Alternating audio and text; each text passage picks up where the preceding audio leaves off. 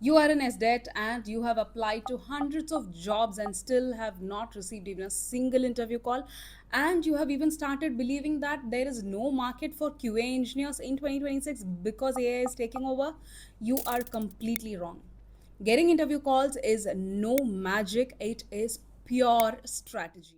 When I say strategy, you have to follow these four steps in order to be able to even be visible when a recruiter is searching for a particular profile. I have spoken about LinkedIn optimization and Naukri optimization multiple times on my Instagram channel, and yet you guys need a little more help in doing it for yourself.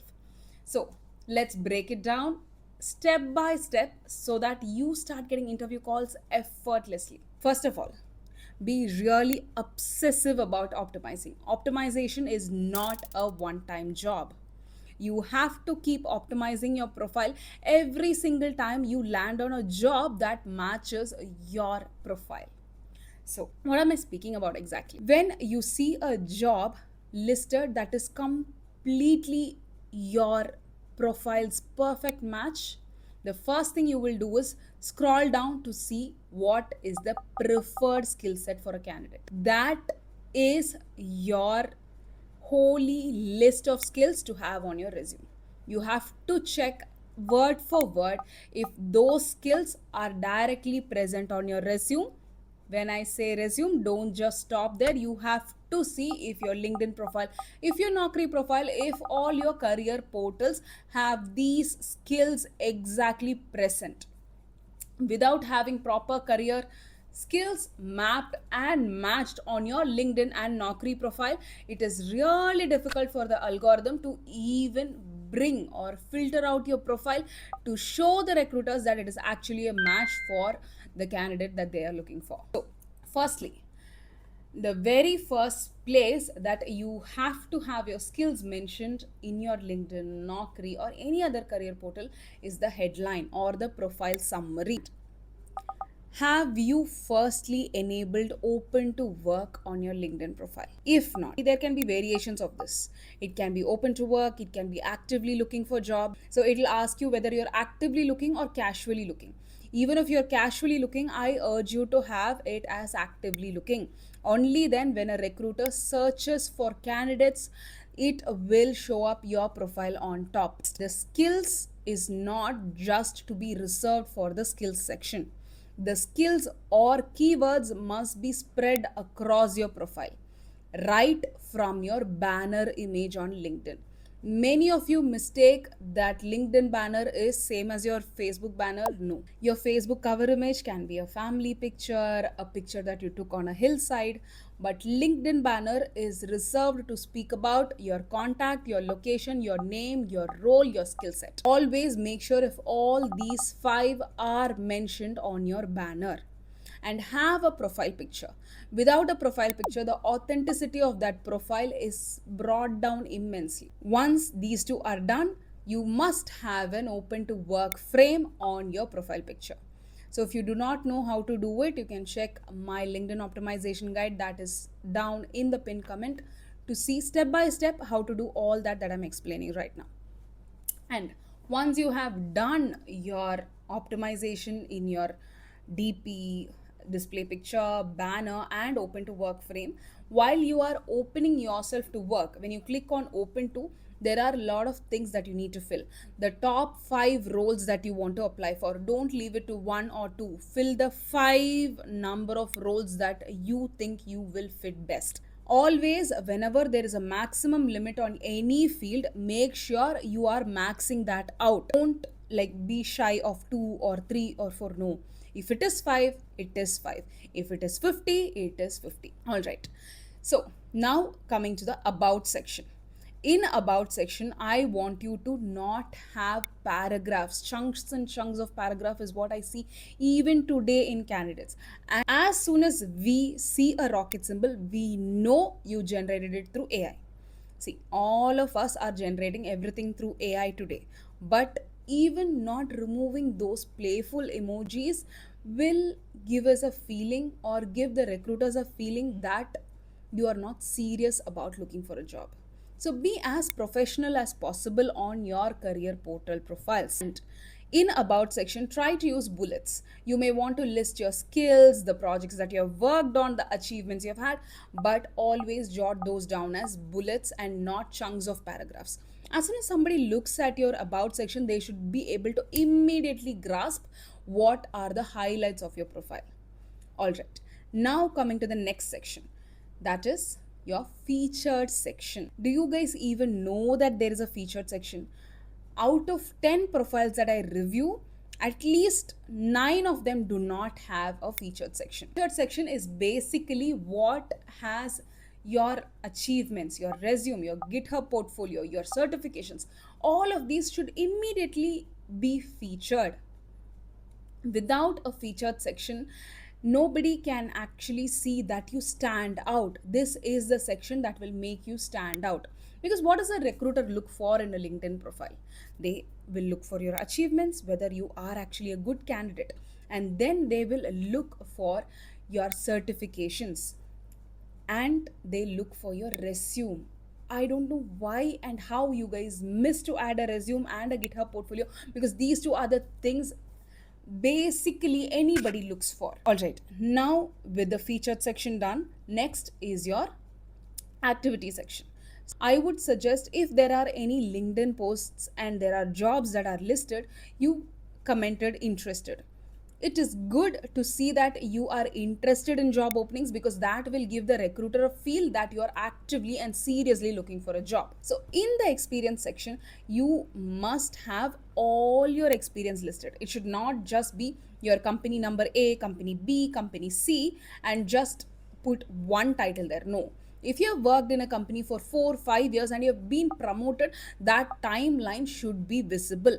If not, it will give a feeling or a thought that you have never got promoted ever since you joined the company. All right, and even in the experience section, you have to have your skills listed. And while speaking of this, about section also has top 5 skills that you can list. Do not miss this.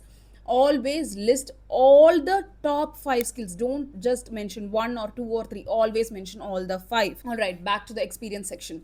And in the experience section, you have to have your skills mapped, and also any certifications you have done, any awards you have gotten. All of these should be mapped within the experience section. This is really important. And also summarize what you have done against each role. It may be less, it may be high, but have it as bullets. Don't write paragraphs. Always have easily readable structured bullets. That is going to always help us grasp what you have done during your role in that particular company. All right, so follow this for all the roles that you have played. All right, now coming to the next part, the actual and really important one, the skills section. In the skills section, you can map, I think, 50 to 75 skills on LinkedIn, and try to map as many as possible. And when you are enlisting a skill, it will ask you what all experience, what all education, what all certifications relate to the skill. Don't shy away, don't lazy out in doing this. This is really important, because without skills, skills is the backbone of LinkedIn algorithm. Skills is the backbone of Naukri algorithm, and any other career portal will weigh your profile based on the skill set that you have. All right, now in the skills section, there is always reordering. By default, any new skill you add will get ranked on top. But what skills you are really confident about, what skills you are really applying for, should be listed as the top 5 skills on the skills section. And make sure, I am repeating myself, map the skills to every other section possible. Your project section, your experience section, your education section, your certification section. All of this should be interlinked. The more places you have applied a particular skill, the higher weightage you get against that skill for your profile, which means for that skill, the chances of you getting shortlisted are way higher. All right, now we are done with skills, we are done with experience, we are done with activity, we are done with featured, we are done with about, we are done with open to. Now comes the project section. If you have done any projects, okay, This is applicable to all freshers and for people who are asking me, Srinidhi, I don't have actual hands-on project-wise experience. How can I showcase it when I actually hold the practical experience? This section is dedicated to that.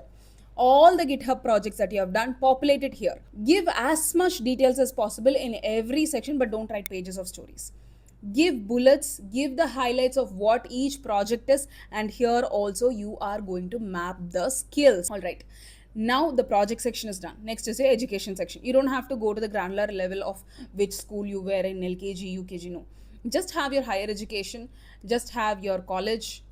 That is enough. And what is your year of graduation? Lot of people miss to mention this. As much as your profile is complete, the chances are higher that LinkedIn and Naukri or any other career portal is going to show your profile on top.